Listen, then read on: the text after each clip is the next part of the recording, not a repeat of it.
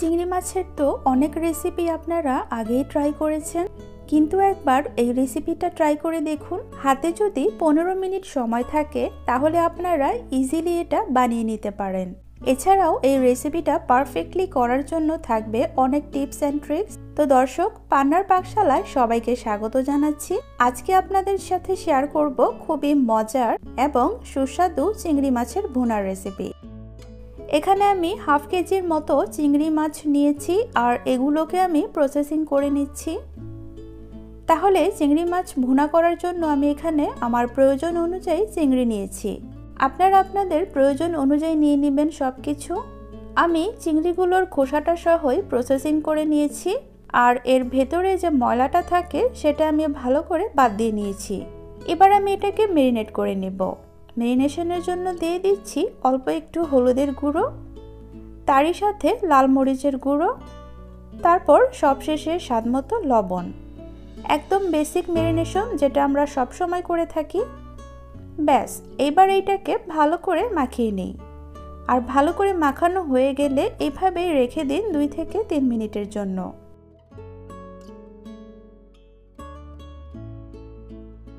এবার আমি চিংড়ি মাছগুলোকে একটু ভেজে নেব, তাই আমি আগেই প্যানে তেল গরম করে নিয়েছি। এবার দিয়ে দিচ্ছি মাছগুলো।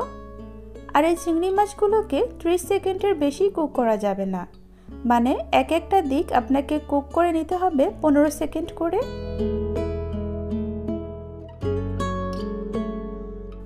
যখন দেখবেন নিচের দিকটা আস্তে আস্তে লাল হয়ে যাবে তখনই এটাকে উল্টে দিতে হবে। আর পাল্টে নেওয়ার পরে ওপর দিকটা আপনারা 15 সেকেন্ড কুক করে নেবেন। আবারও বলছি, 30 সেকেন্ডের বেশি কিন্তু কুক করবেন না।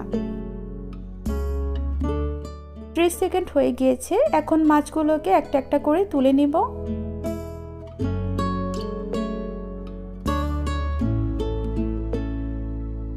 আর মাছগুলো তুলে নেওয়া হয়ে গেলে আমি ওই একই তেলে দিয়ে দিচ্ছি কুচি করা পেঁয়াজ। পেঁয়াজগুলোকে চেষ্টা করবেন এরকম করে পাতলা করে কাটার, তাহলে দেখবেন এটা খুব তাড়াতাড়ি কুকও হবে আর রান্নাটা করতেও সময় কম লাগবে। এটাকে আমি ততক্ষণই ফ্রাই করব যতক্ষণ না এটা ব্রাউন হয়ে আসছে।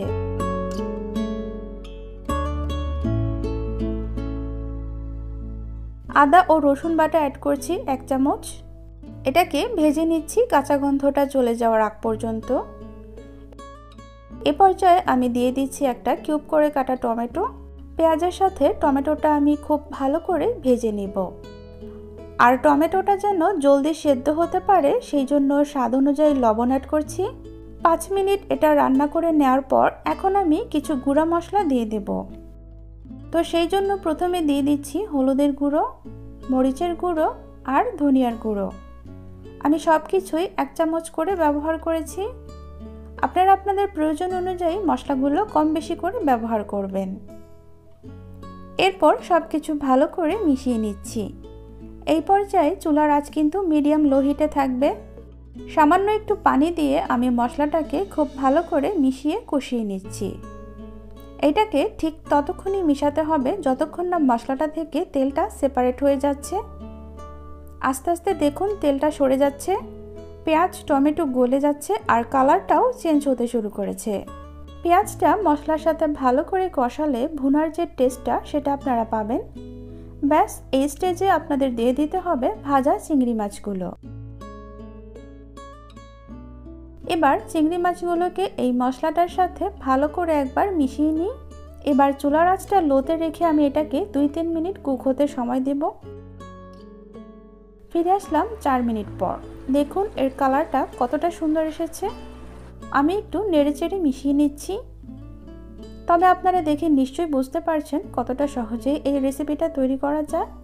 আর ঘরে থাকা সব উপকরণ দিয়ে এটা আপনারা করে নিতে পারবেন।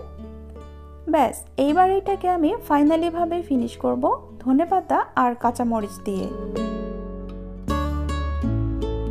ব্যাস, এইবার এটাকে একটু মিশিয়ে নিলেই কিন্তু আপনাদের ভুনা চিংড়ি পারফেক্টলি রেডি।